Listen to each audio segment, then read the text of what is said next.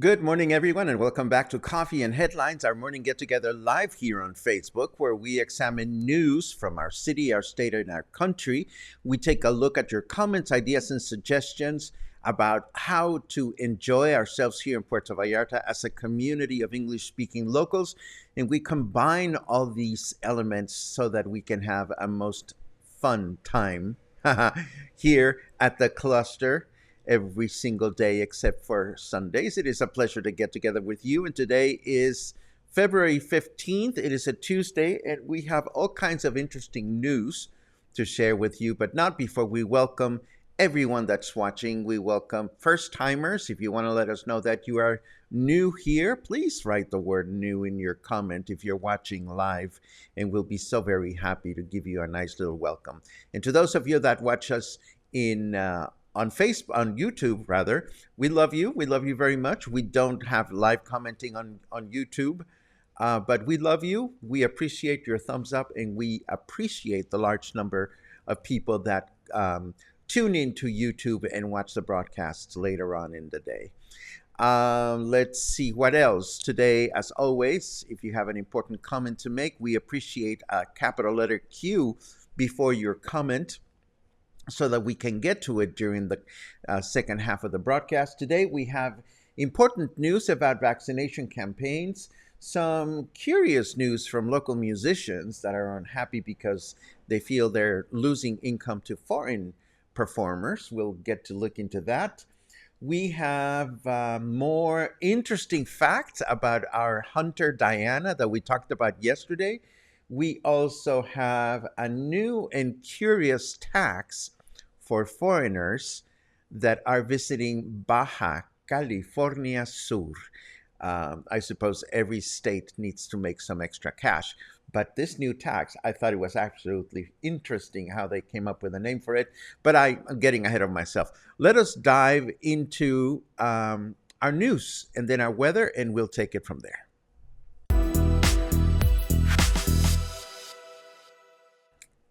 Okay, the most important thing we have to share with you today, if you are in your 30s, and are hoping to qualify or to get your booster vaccine for COVID, you should be pleased to know that the federal government is adding pre-registration to folks in their 30s to the official website starting on this coming Wednesday. We still don't have any specific dates for campaigns here in town, but as you know, you need to pre-register in order to be able to get your vaccine. So you might as well get it done as early as Wednesday. Secondly, I'm moving on with more news about COVID. According to Federal Secretary of Health, Jorge Alcocer Varela, we are in good fortune because the increase in vaccination rate combined with high levels of immunity acquired by those that have actually contracted COVID means that we are close to reaching the highest level of immunity to date. No, we are not announcing that this is the end of COVID or the pandemic. We're just saying that the increase in immunity amongst the population is going to help continue to decrease the effect that the pandemic is having on us. So I suppose this is good news. Now, we've been talking about budget for tourism purposes here in Puerto Vallarta based on the announcement that the new tax is going to be collected from Airbnb. Now, how does the government go about deciding where to use that money or how? Well, the municipal government has determined that in order to better understand the answer to that question or what the needs are in our city in terms of tourism improvement, the solution is to conduct a census of all services and amenities that can not only become a valuable resource for tourists, but it would also allow the authorities to better determine where the priorities are as they are related to improvement. The survey will include all types of lodging, from hotels to timeshares and private properties, restaurants and service providers, tour providers, and such. Now, I've read 2 separate articles on this matter, and unfortunately, neither one of those articles indicate any time frame or way in which the information is going to be gathered by the local authorities. But at least it's nice to know that they have an intention. Let's hope that this intention indeed becomes or translates into useful information, not only for the authorities, but also for tourists looking to connect. Now, as a follow-up to our recent introduction to Adriana Guzman Jimenez, the new Director of Urban Development and the Environment, we have also learned that after her inspection through Versalles, where new constructions are disrupting our natural water resources, sanctions will be applied to those construction companies based on municipal laws that pertain to construction company directors responsible for the projects. In other words, if you're digging in your new construction property and you stumble against water that is just hanging out there in the mantle or in the, what was the name, the phreatic layer, and you don't dispose of it properly and you're the person responsible for your project, you will be sanctioned. What kind of a sanction or where and how this is going to happen or which companies will actually be affected remains to be publicized, I suppose. Now, we've seen CEAPAL's director, Salvador Llamas, going to a lot of shindigs with our mayor and participating in a lot of top-level decision-making. And now CEAPAL director Salvador Llamas, aside from being the CEAPAL director, has now been officially appointed by Mayor Michel as his City Hall General Cabinet Coordinator. Now, how can Senor Llamas have 2 public jobs at the same time? Well, according to our mayor, he will only work as general coordinator from 4 p.m. on and without a salary. And whoever accompanies him in this pursuit will also not be receiving any money. Now, ask me if I know of anybody that wants to work anywhere without making any money, and it just sounds shady. But it's what we read on the paper.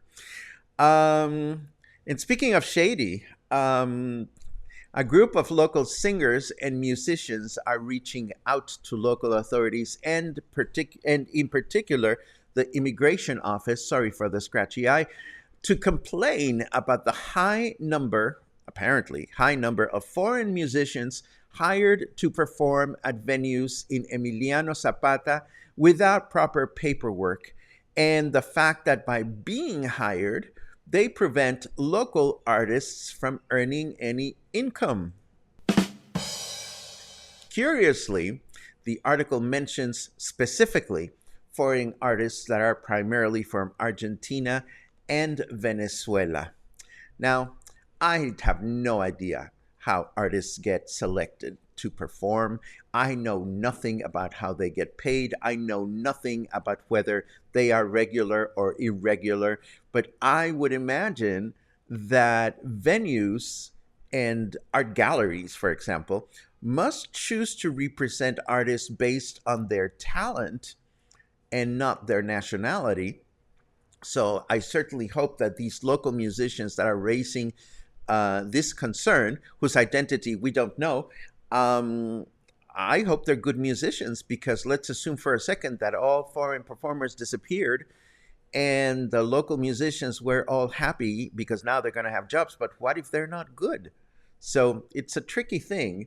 And I just hope this doesn't rattle any cages, but it is what it is. We just report and allow ourselves to comment every now and then.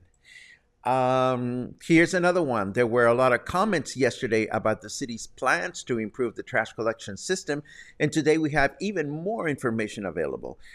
First of all, the business of ringing a bell prior to the arrival of the trash collectors is only a pilot program at present time, and it will begin in only 5 specific routes: Emiliano Zapata, Ixtapa and Llanitos, La Floresta, Coapinole, and Loma Bonita, Bobadilla. All the other colonias continue with their regular trash collection scheme for the time being, nothing to worry about. And in those neighborhoods where they announced that the bell would ring at 6:30 a.m., and based on people that have raised concerns about having to wake up early or that are not, well, that was rude. We were grossly interrupted halfway through our broadcast. And it's funny because I was about to praise the fact that Telmex had managed to fix my problems in less than 24 hours. And what do you got? Now we have been interrupted, but we are going to continue broadcasting with Telcel, and hopefully you will be able to rejoin our broadcast. As of right now, I have no way of telling how many people are connected. Let me see. Please indulge me while I change some settings here. And there you go. I'm starting to see your comments, and this is good. Thank you very much, and I'm sorry for the interruption. We were talking about the trash collection system. And again, I'm going to repeat my note just to make sure that we have all the information that is important. As I mentioned, the plan is only going to happen in 5 specific routes. Neighborhoods that were concerned about the fact that the trash would be collected early in the morning and too early for them to be awake. For those neighborhoods, the afternoon and evening trash collection shifts will continue to be in effect like they always have operated. And in case you're wondering, there are a total of 37 vehicles in the city that handle trash collection throughout the entire, not only the city, but the entire municipality. So I thought I would share that little nugget of information in case you're wondering just how many trash collection operators we have running through the city. Let's see what else. Oh, we have an interesting message here from Molly Villanueva. I don't have the pleasure of knowing Molly, but she says in Spanish, we look forward to seeing you again at Los Cuentos. That's very nice of you. If you are one of the principals, it is a pleasure to know you. We like Los Cuentos tap room very much. And we'll look at the rest of your comments in a second. First, let us shift over to the weather just to see what we can expect on this Tuesday.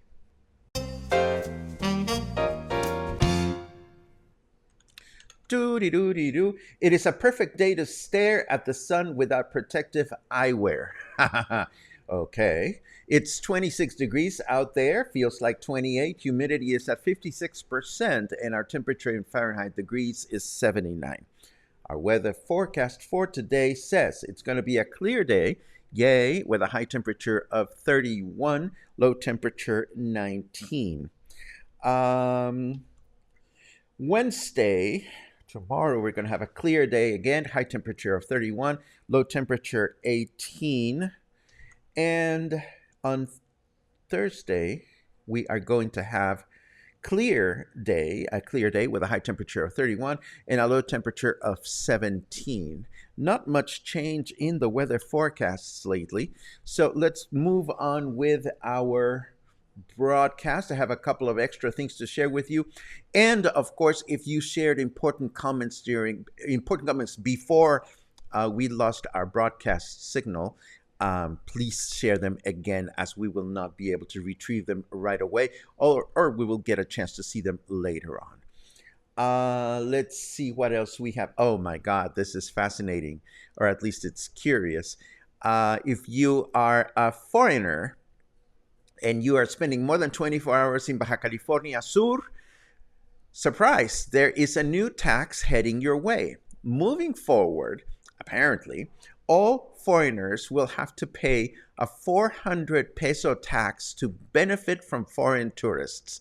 Yes, that's the name of the new tax. The tax will be collected by hotels, tourism operators, or car rental companies and will apply to anyone that spends more than a day, a foreigner, more than a day in Baja California Sur.